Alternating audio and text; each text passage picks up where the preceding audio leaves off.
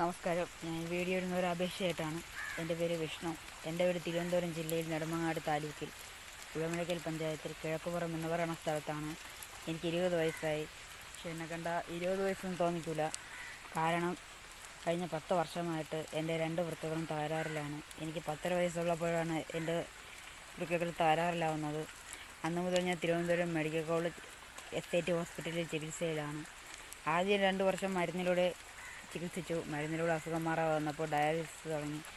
ആദ്യം കഴുത്തിൽ കൂടി കേട്ടാണ് ഡയാലിസിസ് തുടങ്ങിയത്. വയറ്റിലും പിന്നെ കഴുത്തിൽ കൂടി ട്യൂബിട്ട് അത് ഇൻഫെക്ഷനായപ്പോൾ പിന്നെ വയറ്റിൽ കൂടി ഇട്ടു. വയറ്റിലും കൂടിയിട്ട് ഇൻഫെക്ഷനായപ്പോൾ കയ്യിൽ ഫിസ്റ്റിലിട്ട് 4-5 എടുത്ത് ഫിസ്റ്റിലിട്ടിട്ടുണ്ട്. പക്ഷെ അതെല്ലാം ഓഫായി പോയി. ഇതിലും അസുഖം മാറാതെ വന്നപ്പോൾ 2014 മാർച്ച് 15-ാം തീയതി എൻ്റെ അമ്മ ഒരു വൃക്ക എനിക്ക് ദാനം തന്നു.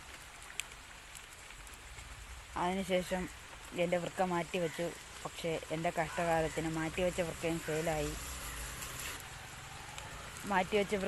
ഫെയിലായിപ്പോയി. എനിക്ക് തിരുവനന്തപുരം മെഡിക്കൽ കോളേജ് സൂപ്പർ സ്പെഷ്യാലിറ്റിയിലാണ് എൻ്റെ വൃക്ക മാറ്റിവെച്ചത്. അപ്പോൾ വൃക്ക ഫെയിലായതിനു ശേഷം എനിക്ക് നടക്കാനൊന്നും പറ്റാതെയായി. നീരെല്ലാം കൂടി. അപ്പോൾ അവിടുത്തെ ഡോക്ടർ പറഞ്ഞു, നിങ്ങൾ ആദ്യം കാണിച്ച ഡോക്ടറിൻ്റെ അടുത്ത് എന്നെ കാണിക്കുമെന്നും പറഞ്ഞു എന്നെ ആദ്യം എന്നെ നോക്കിക്കൊണ്ടിരുന്ന ഡോക്ടറിൻ്റെ അടുത്ത് എന്നെ വിട്ടു. അപ്പോൾ ഡോക്ടർ പിന്നെയും പെട്ടെന്ന് തന്നെ വയറ്റിൽ കൂടി ട്യൂബിട്ട് ഡയാലിസിസ് തുടങ്ങി. ശരീരം മൊത്തം കയറി പറഞ്ഞ പാടുകളേ ഉള്ളൂ. അതും ഇൻഫെക്ഷനായി. എനിക്ക് ശ്വാസം മുട്ടലൊക്കെ വന്ന് ജന്യൊക്കെ വന്നപ്പോൾ കൈ കൂടി ഫിസ്റ്റിലിട്ട് ഡയാലിസിസ് ചെയ്യാൻ തുടങ്ങി. കിഡ്നി ഫെയിലായി. ഇപ്പോൾ 6 വർഷം കൊണ്ട് ആഴ്ചയിൽ 3 ദിവസം കൈ കൂടെയാണ് ഡയാലിസിസ് ചെയ്തുകൊണ്ടിരിക്കുന്നത്. ഇനിയും എനിക്കിങ്ങനെ ഡയാലിസിസ് ചെയ്ത് മുന്നോട്ട് പോകാൻ സാധിക്കില്ല. അതിന് മൃതസഞ്ജീവനിയിൽ രജിസ്റ്റർ ചെയ്തിട്ടുണ്ട്. എനിക്ക് ഇനി വൃക്ക മാറ്റി വയ്ക്കാൻ 7 മുതൽ 10 ലക്ഷം രൂപ വരെ ചിലവാകും. എൻ്റെ അച്ഛൻ ഒരു ഓട്ടോ ഡ്രൈവറാണ്. ഈ തുക ഞങ്ങളെക്കൊണ്ട് സ്വപ്നം കാണാൻ പറ്റുന്നതിലും അധികമാണ്. എനിക്ക് താഴെ 2 അനിയന്മാരുണ്ട്. അവരുടെ പഠിത്തകാര്യവും എൻ്റെ ചികിത്സയും വീട്ടുചിലവും വീട്ടുകാര്യങ്ങളും എൻ്റെ അച്ഛനെ കൊണ്ട് ഒറ്റയ്ക്ക് നോക്കാൻ പറ്റാതായപ്പോൾ എനിക്ക് വൃക്ക തന്ന അമ്മയും വീട്ടുജോലിക്ക് ഇറങ്ങി. എന്നെ ഡയാലിസിന് കൊണ്ടുപോകുന്ന ദിവസം അമ്മയ്ക്ക് ജോലിക്ക് പോകാൻ പറ്റില്ല.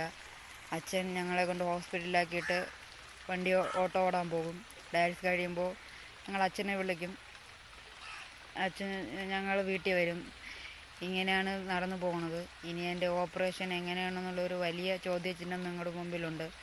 എൻ്റെ വീഡിയോ കാണുന്നവർ ദയവ് ചെയ്ത് എന്നെ സഹായിക്കണമെന്ന് ഞാൻ അപേക്ഷിക്കുന്നു. മറ്റുള്ളവരിലേക്കും ഷെയർ ചെയ്യണം. ഇതൊരു അപേക്ഷയാണ്. എന്നെ സഹായിക്കണം പ്ലീസ്.